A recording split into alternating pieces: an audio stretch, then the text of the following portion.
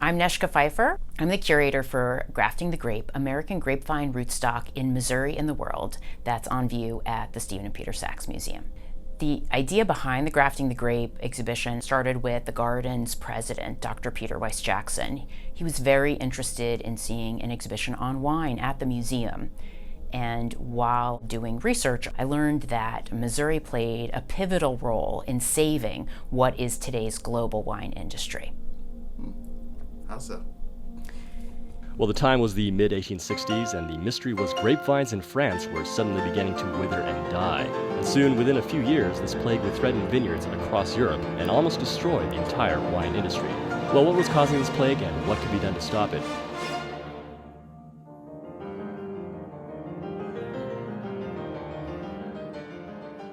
One of the important aspects of wine history is understanding that there's one specific grapevine that is most renowned for making wine throughout the world, and it's been used for thousands of years. That plant is called Vitis vinifera, or the European grapevine. And today, if you enjoy Cabernet or Pinot Noir or Riesling, those are all cultivars of the Vitis vinifera grape. Pleasantly sweet with a delightful flavor, superb bouquet, delicate body. And that's why smart homemakers insist on keeping a bottle or two in the refrigerator at all times. And as Europeans decided to start going to other lands, and specifically what now is North and South America, they brought grapevines with them. They were really interested in making sure that they could still have wine and alcohol in these colonized lands. There were plenty of other grape species, a lot of which were found here in Missouri, that colonizers, but also Native Americans have been using for thousands of years. Missouri actually had one of the first working wine industries in the American colonies. At some point, someone decided it'd be a good idea to bring one of these native grapes species over to Europe. However, one of the things that they brought along with those little grapevine samples included a tiny little insect called grape phylloxera, and it will nibble on American grapevine plants, but rootstock of American grapevines have a chemical compound in them, so they're not actually that tasty. So the phylloxera will nibble on them, but they won't destroy them. They won't eat everything. Well, from the 1850s into the 1860s, phylloxera infestation spread throughout Europe, and because they were difficult to see, nobody really understood what was going on. France's agricultural product is very heavily devoted to wine, and so it was a pretty massive impact. They didn't know if it was a fungus. They thought maybe it was climate change or something else, some sort of disease. And there was a lot of communication with scientists in other countries around Europe, as well as scientists here in the United States. There was a Missouri state entomologist, Charles Valentine Riley. He reached out to the gentleman who played a very important role in starting the garden as a scientific institution. That's Dr. George Engelmann. The two of them put their heads together and they realized that it was an insect that was causing this. And unfortunately, it was an American problem that had been brought over to Europe. So viticulturists and vintners in France and in the US realized that they would graft the European vine berry onto different American grapevine rootstocks in order to totally evade the problem of phylloxera eating the Vitis vinifera roots. One of the reasons that Grafting the Grape is featured this year in 2021 is because it is the bicentennial of Missouri statehood. So it's really wonderful to kind of explore this important Missouri-based history that affects the entire global wine industry.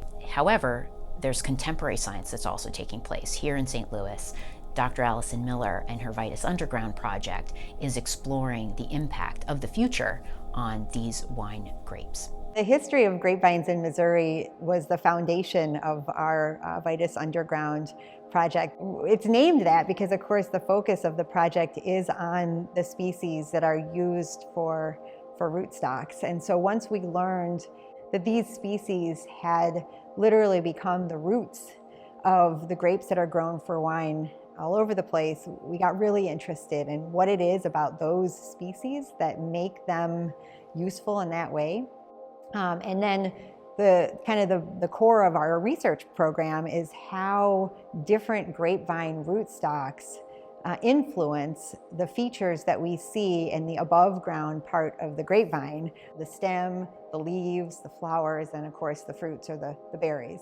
Grafting goes back at least 3,000 years, and it's used in over 70 major crops. But it didn't start in grapevines until the mid-1800s. So with this innovation, pretty much the rest of the world's Vitis vinifera grapevines are all grafted onto rootstock that originated here in Missouri.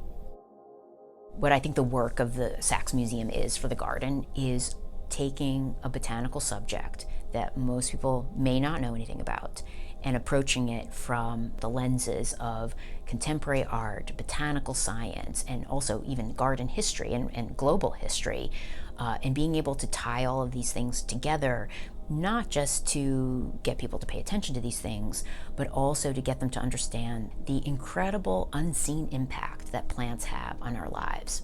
In curating the Grafting the Grape exhibition, I knew that there were a handful of important threads that needed to be included in the exhibition, such as the history of winemaking and also the impact of phylloxera, as well as the future of contemporary science in wine research.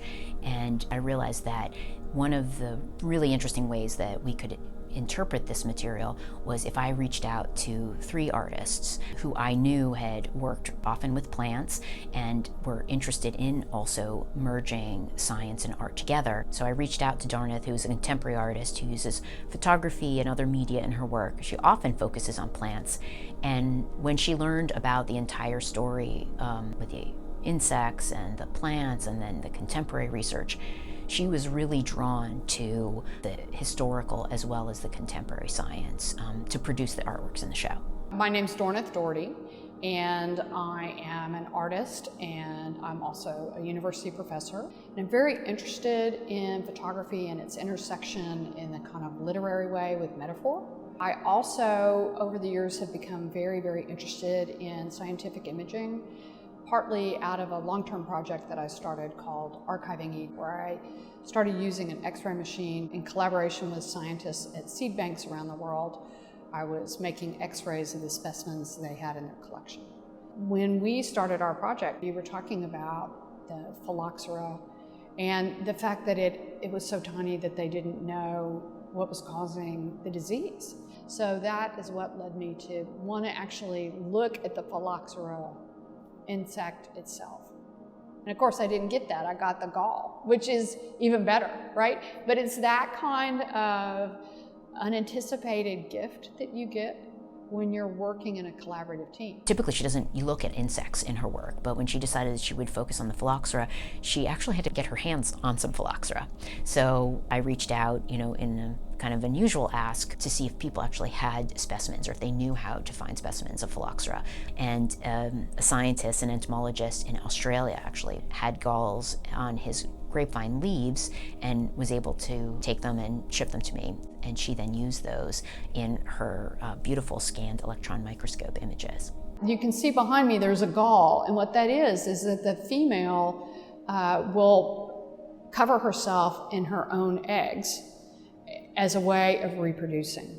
There's 6 total. Each one of these is different. It was really surprising to me to think about that, that this was an individual female phylloxera laying eggs, right?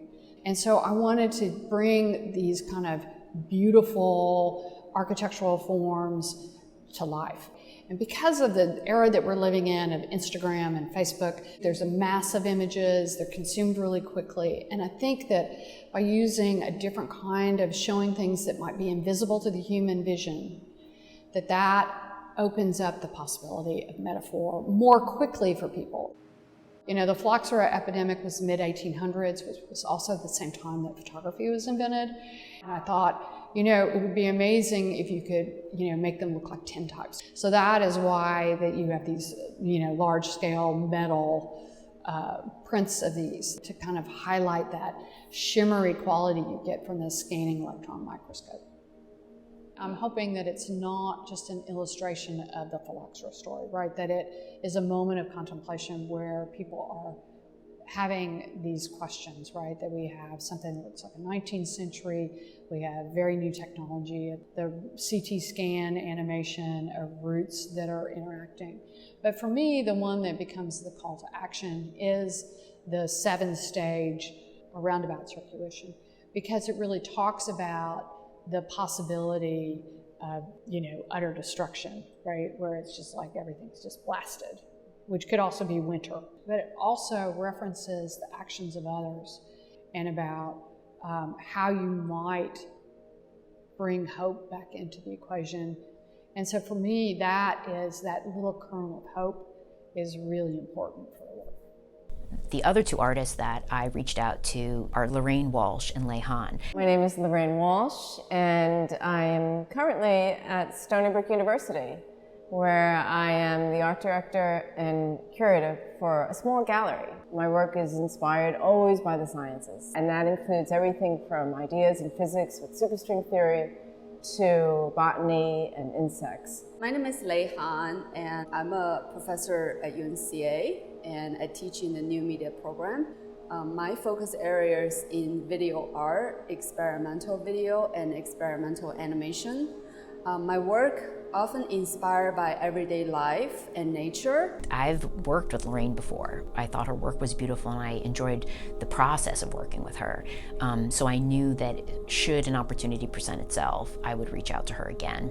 Because she often, does explore the plant world in her work, but had never explored grapevines, she was immediately intrigued, and she, in fact, had been working with another artist, Lei Han, and the two of them create video work and multimedia work, as well as using software to interpret scientific material to create visualizations. So Lorraine knew that she would absolutely bring Lei into the project as well. The overarching theme we wanted to portray is how climate change affects plants and life in general, and the grapevine is the enter point for us to take on this journey. One thing that artists and scientists have in common, especially, is curiosity. And so it's just a real basic curiousness of like, well, what does this do? What can it do? We're always experimenting with new process and integrating with new technology, especially in our field, we're new media artists. So we kind of push always going forward with what's contemporary and using those contemporary tools to install in our work. But then we discovered Arthur Pillsbury, who did time-lapse animation at the museum. And, we read that at the museum there was a room set up, and we believe it may have been this room. He set up a lab and did the first time-lapse photography of flowers. So not the first time-lapse ever, but of flowering plants. And so we decided, well, we have to do this. Yeah, so this piece is called the homage to Arthur Pillsbury. Pillsbury. And the buds are from Lei's uncle, who planted a grapevine magically in her backyard, which was an excellent resource for us because everything is original. So when Lorraine came over brainstorming with me on ideas for this show, and the grape plants are just in the stage of the new cycle from the spring. So it was a great timing that we decided that we will feature the grape plants in our work. So we started to take macro photographs. We put them in a machine learning engine. It's called the Style Game. So we use that particular engine to train a model which predict the process of the plant from the bud to a fully grown leaves. And these imageries trained by machine learning, they're synthetic imageries. They don't exist. And the more images it has, the more successful it will be. Exactly, yeah. So hence we capture thousands of imageries in order to use this database as our original database. Later, edited together in this video format. So it's a kind of morphing imageries representing the bud burst process. AI is completely fascinating, and it's an amazing way of looking at images and creating new ones. And also, because we have so many macro imageries of this plant, thousands of them. Really, we have thousands of them. And when we use it on the homage to Pillsbury's video, we've only used the black and white images, and we were limited by the black and white imageries, but they're so beautiful in color. So Lorraine said, wow, you know, they're too beautiful to not be seen. So this is how we incorporate these color imageries in the prints as well. Yeah. So this show is perfect for our collaboration because we're able to realize the grapevine in many different forms and allow us to see it anew in different ways. I appreciated so much how the artists had gotten to know grapevines. We see them as organisms that are sensing and responding to their environments, which is, I think, beautiful in its own way. But the artists really saw beyond that a bit. And if we think about the root scans, the different colors, and I think there were different root systems that were actually layered onto each other. Also the phylloxera galls that we saw, the artists were able to highlight just how interesting these living things are. And then, of course, the machine learning component, I had never considered that machine learning could be applied in art. Of course, it makes sense once I saw it here. For us, we wouldn't do that. But put together and visualized in that way, my reaction was one of just sheer appreciation and awe. I hope an exhibit like this will help people of different interests and maybe different backgrounds or different tendencies to just appreciate what an amazing thing a grapevine is. And I wish we could do this for all projects, and maybe we can. Maybe we should.